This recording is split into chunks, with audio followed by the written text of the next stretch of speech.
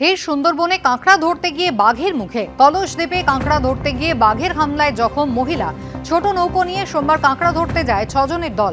মঙ্গলবার সকালে কাঁকড়া ধরার সময় বাঘের হামলার মুখে কোনো ক্রমে প্রাণে বাঁচলেও বাঘের হানায় গুরুতর জখম হয়েছেন এক মহিলা। আহত মহিলাকে প্রথমে পাথর প্রতিমা গ্রামীণ হাসপাতালে নেওয়া হয়। অবস্থার অবনতি হওয়ায় কাকদ্বীপ মহকুমা হাসপাতালে স্থানান্তর।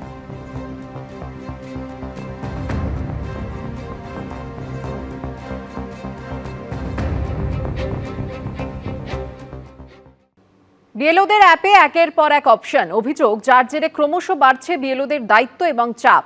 এর প্রতিবাদে মঙ্গলবার বিক্ষোভ দেখালেন তৃণমূলপন্থী বিএলওরা, আর সেই বিক্ষোভেই তৈরি হলো তুলকালাম পরিস্থিতি।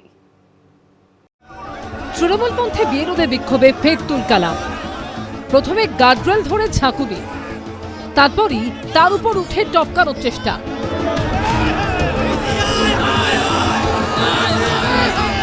ব্যারিকেডের উপর তুলে দেওয়া হলো এক বিক্ষোভকারীকে, তারপর গার্ডরেলের ওপরেই তাকে নিয়ে চলল ঠেলাঠেলি।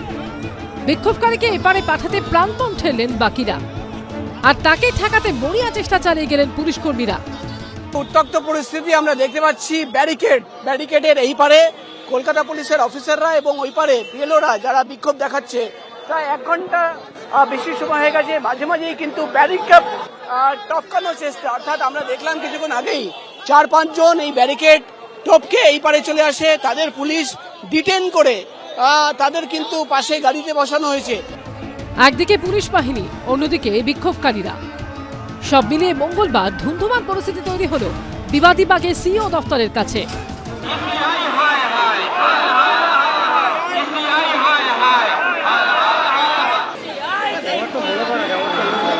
আমরা এটাই দাবি চাইছি, আমাদের যেন কাজের চাপ হালকা করে দেওয়া হয়।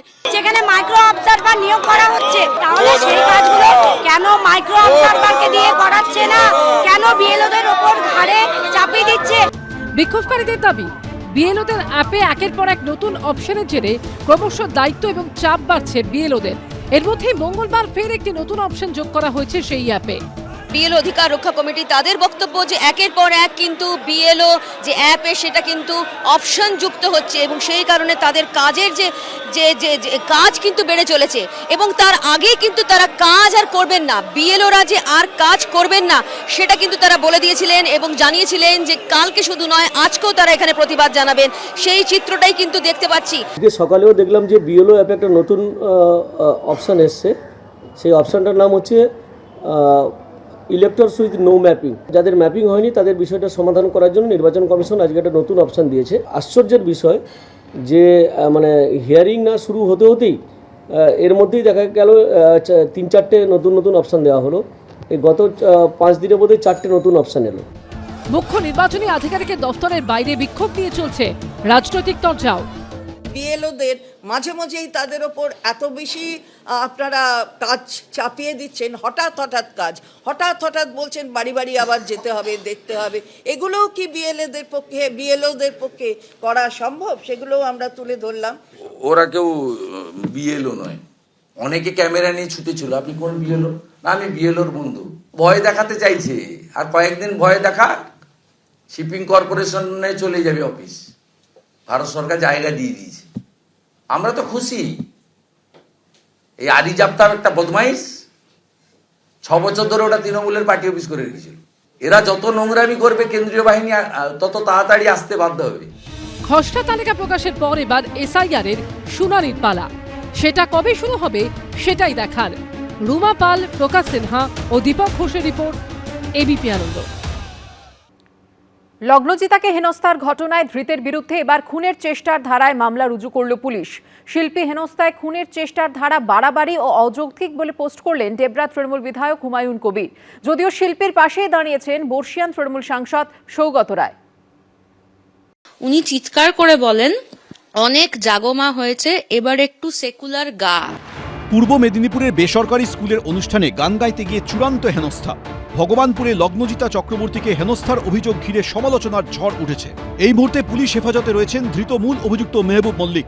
তার বিরুদ্ধে আগেই শ্লীলতাহানি সহ একাধিক ধারায় মামলা রুজু করেছে পুলিশ। এবার অভিযুক্তের বিরুদ্ধে যুক্ত করা হলো খুনের চেষ্টার ধারাও। কিন্তু বিভিন্ন মহলে যখন তীব্র সমালোচনা, তখন এই ঘটনা নিয়ে দুই সুর শোনা গেল তৃণমূলের সাংসদ ও বিধায়কের গলায়। ডেবরার তৃণমূল বিধায়ক প্রাক্তন আইপিএস অফিসার হুমায়ুন কবির আবার সোশ্যাল মিডিয়ায় পোস্ট করেছেন, খুনের চেষ্টার মামলা এটা বাড়াবাড়ি এবং অযৌক্তিক। প্রত্যেক ক্রিয়ার সমান ও বিপরীত প্রতিক্রিয়া বাড়াবাড়ি ঘিরেই হয়। বন্ধুরা কি বলেন? যদিও শিল্পীর পাশে দাঁড়িয়েছেন বর্ষিয়ান তৃণমূল সাংসদ সৌগত রায়। তাকে কোথাওই হেনস্থা করা হয়ে থাকলে সেটা অন্যায়, সেখানে পুলিশ বা প্রশাসনের ব্যবস্থা নেওয়া উচিত। কিন্তু আমার প্রত্যক্ষ কোনো জানা নেই। তবে আমার মনে হয় যে একজন তরুণী গায়িকাকে কেউ হেনস্থা করে থাকলে তার বিরুদ্ধে ব্যবস্থা হওয়া উচিত। এই ঘটনার তদন্ত নেমে কিছু ভিডিও ফুটেজ সংগ্রহ করেছে পুলিশ। সেসব খতিয়ে দেখা হচ্ছে। ঋত্বিক প্রধান, কৃষ্ণেন্দু অধিকারী, এবিপি আনন্দ। দক্ষিণ 24 পরগনার লীলা গ্রামে কার্যত ছাইয়ে ঢেকেছে গোটা এলাকা। ক্ষতির মুখে এলাকার চাষবাস। বাসিন্দাদের একাংশের অভিযোগ, স্থানীয় পেপার মিল থেকে মারাত্মকভাবে ছড়াচ্ছে দূষণ, আর যার জেরে অসুস্থ হয়ে পড়ছেন একাধিক বাসিন্দারা। কেউ কেউ ঘর ছাড়তেও বাধ্য হয়েছেন। সোমবার পরিস্থিতি খতিয়ে দেখতে গ্রামে আসে পেপার মিল কর্তৃপক্ষ। তাদের দেখে কার্যত ক্ষোভ উগরে দেন এলাকার বাসিন্দারা। অন্যদিকে এই ঘটনায় আরও 5 দিনের ডেডলাইন বেঁধে দিলেন ডায়মন্ড হারবারের এসডিও শুভ্রজিৎ গুপ্ত। আমরা কুকুর ছাগল নাকি মিউজিক্যাল চেয়ার? আমরা খালি ধুলো খাবো আর আপনারা খালি চারদিকে রাউন্ড করে ঘুরবেন। বাড়ির ছাদ থেকে উঠোনে পুরু ছাইয়ের পরত। দূষণে কার্যত ঢেকে গেছে সবুজ ধানক্ষেত থেকে বাগানের গাছের পাতা। ভয়ঙ্কর এই ছবি দক্ষিণ 24 পরগনার নীলা গ্রামের। বাসিন্দাদের একাংশের অভিযোগ, স্থানীয় পেপার মিল থেকে মারাত্মকভাবে ছড়াচ্ছে দূষণ। এখানকার যে চিত্র দেখাবো, যে এখানে কিন্তু ঠিক এভাবেই হাত দিয়ে আমি যখন নাড়াচ্ছি সেখানে দেখা যাচ্ছে আঙ্গুলের ডগায় কিন্তু প্রথমত সেই কালো কালি লেগে যাচ্ছে। তার পাশাপাশি গোটা ছাদ জুড়ে এভাবেই কালো আস্তরণ পড়েছে পোড়া কয়লার। আমরা রাতে ধোঁয়া, কালি, জল খেতে পারছি নি, ঘুমোতে পারছি নি, আমাদের ছেলে মেয়েরা পড়াশোনা করতে পারছি নি, আওয়াজ প্লেনের মতো। এইভাবে আমরা কিভাবে বাঁচবো? 2 দিন ছাড়া অপারেশন হচ্ছে, কার চোখ নষ্ট, কার শ্বাসকষ্ট হচ্ছে। ডায়মন্ড হারবার বিধানসভা কেন্দ্রের মধ্যে পড়ে এই নীলা গ্রাম। সেখান থেকে প্রায় 1 কিলোমিটার দূরে ফলতা বিধানসভা কেন্দ্রের আওতায় রয়েছে এই পেপার মিল। সেই কারখানা কর্তৃপক্ষের বিরুদ্ধে একগুচ্ছ অভিযোগ তুলেছেন গ্রামবাসীদের একাংশ। দূষিত জল, পচা গন্ধ, মাঝে মাঝে খাল থেকে এমন সাদা, নীল, কালো বিভিন্ন রকমের জলের কালার বেরোচ্ছে। 5 থেকে 7টা গ্রাম দূষিত হয়ে যাচ্ছে, চাষ হচ্ছে না। যখন আমরা আন্দোলনের মাধ্যমে গেটের সামনে যাচ্ছি, কোম্পানি নিপন কোম্পানির পেপার মিল, যখন ওখানে যাচ্ছি ওখান থেকে আমাদের তাড়া করছে। এই দূষণের জেরে বাড়িও ছাড়তে বাধ্য হয়েছেন অনেকে। আমার 3টে ছেলে সব বাড়ি ছেড়ে চলে গেছে এই নোংরার জন্য, টিকতে পারছে না। স্থানীয় বাসিন্দাদের আরও অভিযোগ, স্থানীয় প্রশাসন থেকে জনপ্রতিনিধিদের জানিয়েও কোনো সুরাহা হয়নি। আমাদের এসডিও, আমাদের বিডিও, আমাদের ডিএম, আমাদের পরিবেশন, আমাদের কাছে আমরা রাত দিন ওদের কাছে যাচ্ছি, আমরা ওদের কাছ থেকে ফিরে আসতেছি। এরই মধ্যে সোমবার পরিস্থিতি খতিয়ে দেখতে গ্রামে আসে পেপার মিল কর্তৃপক্ষ। তাদের সামনে পেয়ে ক্ষোভ উগরে দেন গ্রামবাসীদের একাংশ। আমরা কুকুর ছাগল নাকি? আমরা ব্যাক ফিল্টার লাগিয়েছি, এবারে আমরা দেখতে আসছি যে ওইটা করার পর কতটা ইমপ্রুভমেন্ট আসছে। Musical chair? আমরা খালি ধুলো খাবো আর আপনারা খালি চারদিকে রাউন্ড করে ঘুরবেন। আমি চেষ্টা করছি যে সবাইকে সাথে নিয়ে প্ল্যানটা যাতে চলে এবং আপনাদের যে সমস্যাটা, ওই সমস্যাটা যাতে সলভ করতে পারি। এটা খুব দ্রুত আমরা চেষ্টা করব, এটা যেন সলভ হয়ে যায়। অন্যদিকে এই ইস্যুতে কার্যত দায়িত্ব এড়িয়ে যেতে দেখা যায় স্থানীয় বিধায়ককে। নিপন পেপার মিলের দূষণ হচ্ছে, তবে আপনি যতটা করে বলছেন অতটা নয়, তাই দূষণ হচ্ছে। কিন্তু প্রশাসন ব্যবস্থা নেবে কি করে? এটা ফলতা থানার মধ্যে পড়ে, আমাদের কোনো করণীয় নেই। যদিও পেপার মিল কর্তৃপক্ষকে ব্যবস্থা নিতে 5 দিন সময় দিয়েছে প্রশাসন।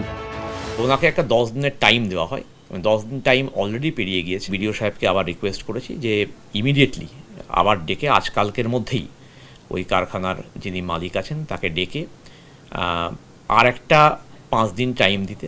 যদি উনি এটা না করেন, কমপ্লায়েন্স না হয়, তাহলে আমরা পলিউশন কন্ট্রোল বোর্ডে আমরা এটা জানাবো। কবে এই দূষণ থেকে রেহাই মিলবে, আপাতত সেই অপেক্ষায় ভুক্তভোগী গ্রাম। হিন্দোল দে, এবিপি আনন্দ। এবিপি আনন্দ, এগিয়ে থাকে, এগিয়ে রাখে।